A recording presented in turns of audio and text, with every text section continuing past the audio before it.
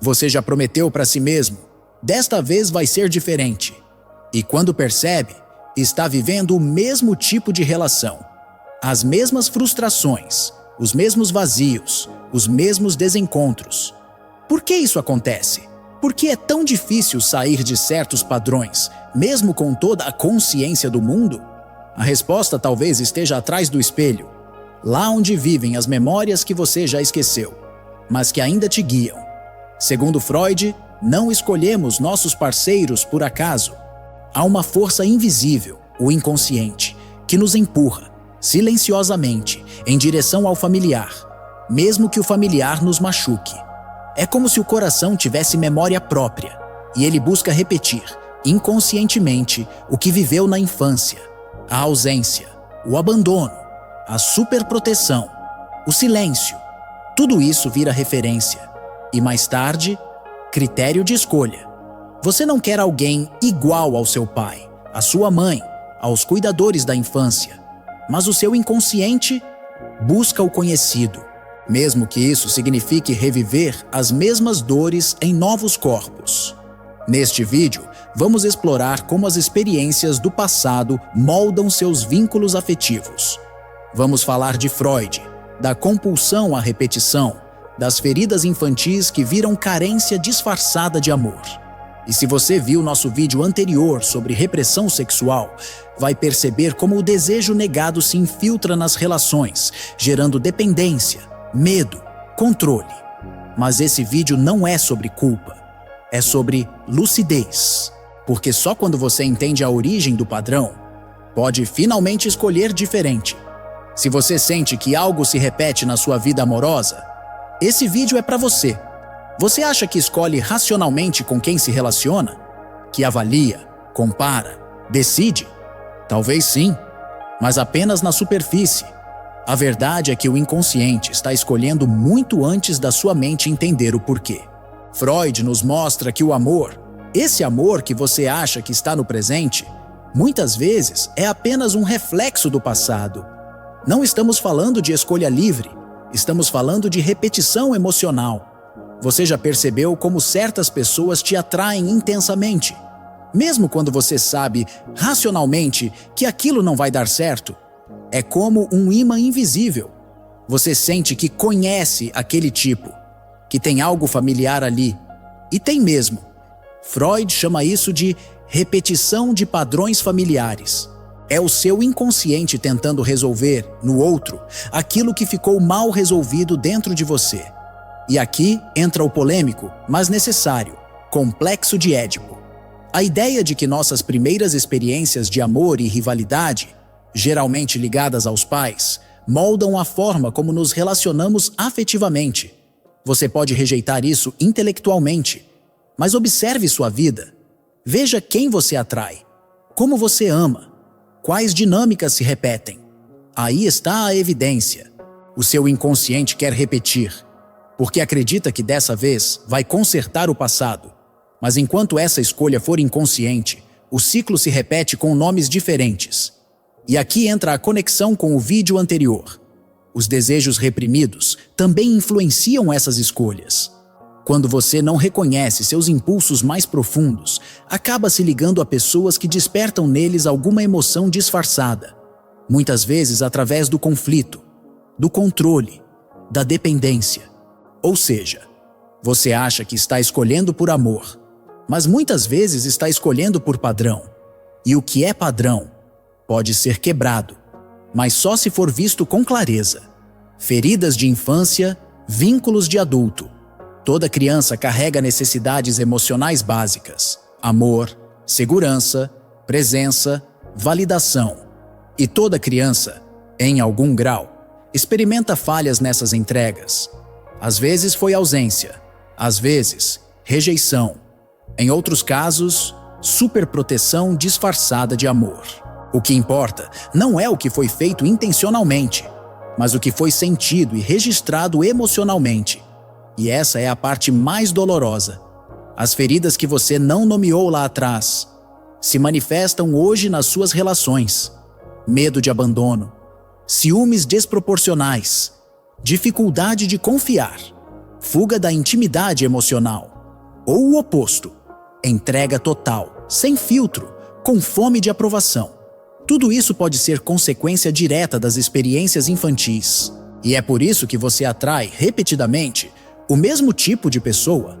Alguém que não está disponível, alguém que te suga, alguém que te ignora, ou alguém que te sufoca, porque, sem perceber, você está tentando curar o passado através do outro. E essa tentativa é legítima, mas quase sempre frustrante, porque o outro não pode dar o que os seus pais não deram. E você não pode continuar tentando receber com 30 ou 40 anos o que faltou aos 5. Mas há um ponto de virada. Faça um exercício. Pegue papel e caneta. Anote os nomes das pessoas com quem você se relacionou emocionalmente. Agora, sem julgamento, descreva as principais dinâmicas vividas em cada relação. O que se repete? O que machuca igual? O que sempre te atrai? E depois decepciona? Ali está o seu padrão. E ver esse padrão já é o início da transformação, porque ferida que é reconhecida pode começar a cicatrizar.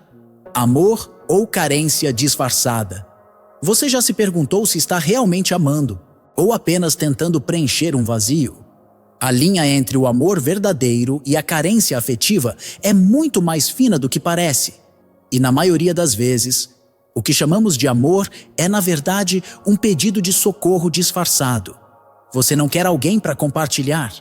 Você quer alguém para te completar, para aliviar o silêncio interno, para validar que você é digno de afeto. E isso, embora compreensível, não é amor. É dependência emocional com roupa bonita. Freud já dizia, quando o desejo é reprimido, ele não desaparece.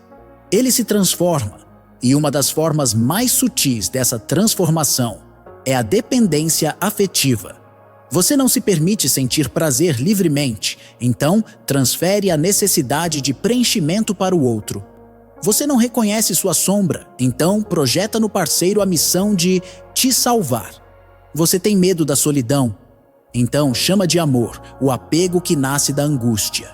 E assim, você entra em relações não por desejo, mas por necessidade. E tudo o que nasce da necessidade cobra caro.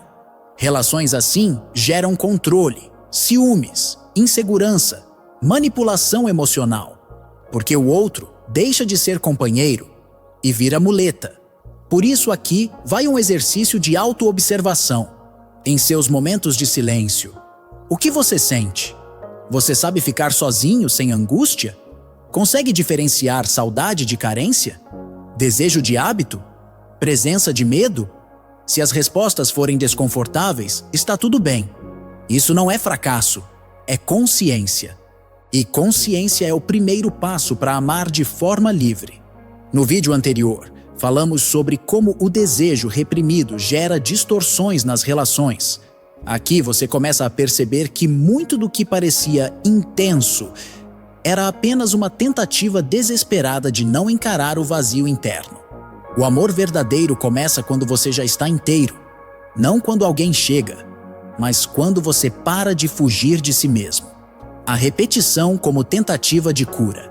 Por que você continua escolhendo o mesmo tipo de pessoa, mesmo quando sabe que vai se machucar?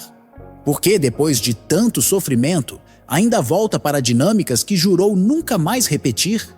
A resposta está em uma das ideias mais profundas de Freud: a compulsão à repetição.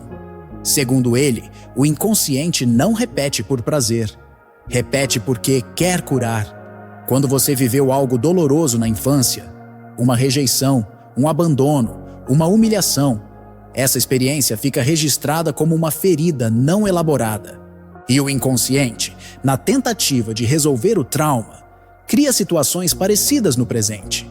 Você se envolve com alguém frio, como seu pai era. Se entrega a alguém que controla, como sua mãe fazia. Ou busca de forma inconsciente uma nova chance de consertar o que lá atrás te feriu. É como se, ao repetir, você dissesse: dessa vez vai ser diferente. Mas raramente é, porque a cura não vem da repetição em si, vem da consciência que você traz ao padrão. Enquanto você repete sem perceber, está preso. Mas quando reconhece o ciclo, pode interrompê-lo, pode escolher diferente, pode dizer: agora eu vejo, e por isso não vou mais seguir por esse caminho. É doloroso admitir que fomos atraídos por quem nos feriu, mas é libertador entender que isso não precisa se repetir. E aqui está a virada. O que parecia fracasso pode ser tentativa de cura mal direcionada. O padrão não é um castigo, é uma mensagem, uma oportunidade de cura, se você tiver coragem de encarar. Você está pronto para quebrar esse ciclo? Linguagens do amor e do trauma. Cada pessoa tem uma forma única de amar, mas nem sempre essa linguagem vem do amor. Às vezes, ela vem do trauma.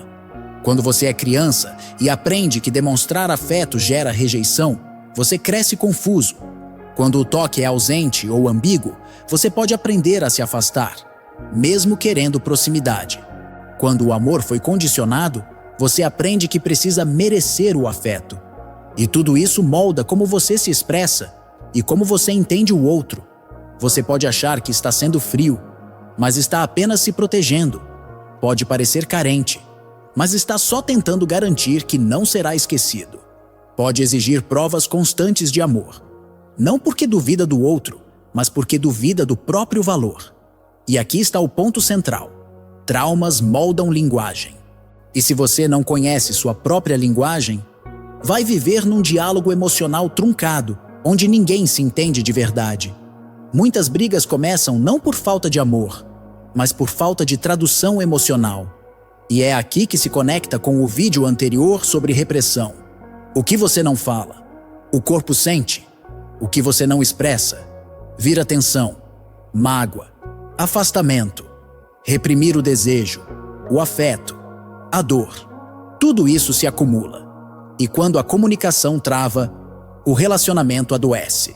Mas isso pode mudar.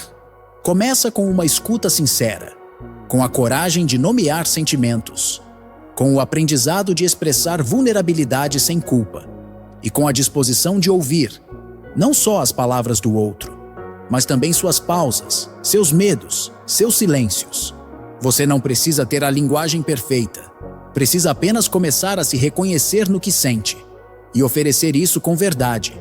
O amor se fortalece quando deixa de ser protegido e começa a ser revelado. Libidinalidade reprimida e relacionamentos tóxicos. Quando o desejo é negado, ele não desaparece, ele se distorce. Freud sempre foi claro sobre isso. A energia sexual reprimida, a libido, não morre. Ela se transforma em ansiedade, em apatia, em agressividade e muitas vezes em dinâmicas de relacionamento destrutivas. Você já percebeu como algumas relações parecem caminhar num ciclo de tensão constante? Momentos de paixão intensa seguidos por afastamento, brigas, manipulação, silêncios ensurdecedores? Muitas vezes, o que está por trás desse padrão não é falta de amor, é desejo bloqueado. Quando a sexualidade é reprimida, o corpo endurece, o toque se perde, a conexão se fragmenta. E o vínculo, que deveria ser fluido e nutritivo, se torna território de disputa emocional. A pessoa não consegue dizer o que sente, então provoca. Não consegue expressar o que deseja, então se afasta. Ou pior, permanece por medo, por culpa, por apego, mesmo quando a relação já está machucando. Esse é o terreno perfeito para a toxicidade crescer. Casais que não se tocam mais, ou que só se conectam através do sexo, mas sem presença, sem afeto real. Relações marcadas por controle, chantagem emocional, ciclos de ruptura e retorno. E no fundo, a raiz muitas vezes é a mesma: vergonha do próprio desejo. Quando não nos sentimos à vontade com nossa sexualidade, ela vira ameaça, e o outro se torna espelho desse desconforto. Ao invés de intimidade, surge tensão. Ao invés de prazer, conflito. Aqui vai um exercício simples, mas poderoso. Mapeie sua relação com o desejo. Você sente culpa quando sente prazer? Você consegue se expressar sem medo de julgamento? Você já usou o sexo como punição? Ou como moeda de troca? Se sim, não se culpe. Se perceba. A repressão não é só uma prisão pessoal. Ela contamina tudo ao redor, especialmente os vínculos mais íntimos. Mas onde há consciência, pode haver transformação. Cura através da consciência. Você não precisa apagar o passado para se curar, precisa olhá-lo com coragem. A consciência é o primeiro passo de qualquer processo de transformação real. E quando falamos de relacionamentos, autoconhecimento não é luxo, é necessidade. Freud dizia: tudo que não se torna consciente retorna como destino. Ou seja, enquanto você não entende suas repetições, seus traumas, seus desejos reprimidos, você será levado a vivê-los de novo, e de novo, com nomes diferentes, cenários novos, mas com a mesma dor de fundo. É aí que a psicanálise entra como ferramenta poderosa. Ela não dá respostas prontas. Ela te convida a investigar, a nomear, a confrontar. Terapia não é conserto, é reencontro. É onde você começa a escutar aquilo que sempre esteve em você, mas que foi silenciado por medo, culpa ou condicionamento. E esse resgate não é só mental, é emocional, libidinal, existencial. Quando você se reconhece, começa a redirecionar sua energia de forma mais consciente. Deixa de buscar no outro aquilo que só você pode se dar. Passa a se relacionar com mais presença, mais verdade, mais liberdade. E aqui vale lembrar, a cura não é um ponto final. É um processo, feito de pequenas escolhas, de novos olhares, de relações mais alinhadas com quem você está se tornando. Existem inúmeros casos de pessoas que, ao entenderem seus padrões emocionais e sexuais, renasceram afetivamente, encontraram paz dentro de si e, a partir disso, conseguiram viver vínculos mais saudáveis. Porque quando você cura a raiz, o fruto muda. Você está disposto a olhar para sua raiz? Relacionar-se de forma livre? É possível. Você não está condenado a repetir eternamente os mesmos erros, nem a viver relações pela metade, nem a fugir de si mesmo através do outro. Relacionar-se de forma livre é possível. Mas atenção, liberdade aqui não significa desapego frio, nem relações descartáveis, nem o culto à autonomia solitária. Liberdade emocional é outra coisa. É poder escolher ficar, sem precisar. É poder amar, sem se anular. E isso só acontece quando você integra o seu passado, ao invés de lutar contra ele. Você não vai esquecer o que viveu, mas pode ressignificar. Pode olhar para a dor com maturidade. Pode transformar a ferida em fonte de compreensão, e não mais em padrão repetitivo. O amor maduro nasce daí, de pessoas inteiras que se encontram, não para se completar, mas para compartilhar. E aqui está um segredo. Gatilhos emocionais não são seus inimigos. Eles são convites. Cada vez que alguém desperta algo intenso em você, uma raiva, uma insegurança, uma necessidade desproporcional, você está diante de uma parte sua que quer ser vista. Esses gatilhos podem ser portas de entrada para uma nova fase de consciência. Basta ter a coragem de atravessar. No nosso vídeo anterior sobre repressão sexual, falamos sobre o prazer consciente como ferramenta de cura. Aqui, essa ideia volta com força. Quando você está em paz com o próprio corpo, com o próprio desejo, com sua verdade emocional, você se torna livre para amar com autenticidade.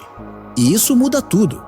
Você está disposto a se libertar dos padrões e construir vínculos que reflitam quem você realmente é? Conclusão: como seu passado molda seus relacionamentos. O passado não desaparece. Ele continua vivo, nos gestos, nos silêncios, nas escolhas que você repete sem perceber. Freud nos ensinou algo essencial. O que não é lembrado, se repete. E quando o passado não é reconhecido, ele toma o presente de forma silenciosa e, muitas vezes, dolorosa. Você não se relaciona apenas com o outro. Você se relaciona com suas histórias, suas ausências, suas feridas não cicatrizadas. Mas aqui está a boa notícia. Tomar consciência transforma tudo. Quando você entende por que escolhe quem escolhe, quando reconhece os padrões que antes chamava de destino, quando olha com honestidade para sua história emocional, você ganha algo valioso, A possibilidade de escolher diferente. Relacionamentos não precisam ser repetições de dor. Podem ser espaços de cura, de crescimento mútuo, de liberdade emocional. Se esse vídeo tocou em algo dentro de você, é porque já existe um movimento de transformação acontecendo, e esse é o primeiro passo: tornar consciente o que estava no escuro. Para aprofundar esse processo, assista também ao nosso vídeo anterior sobre repressão sexual. Você vai perceber como desejo, afeto e memória emocional estão profundamente conectados. O link está na descrição e no card final. Seu processo de libertação já começou. Agora, é você quem decide os próximos passos.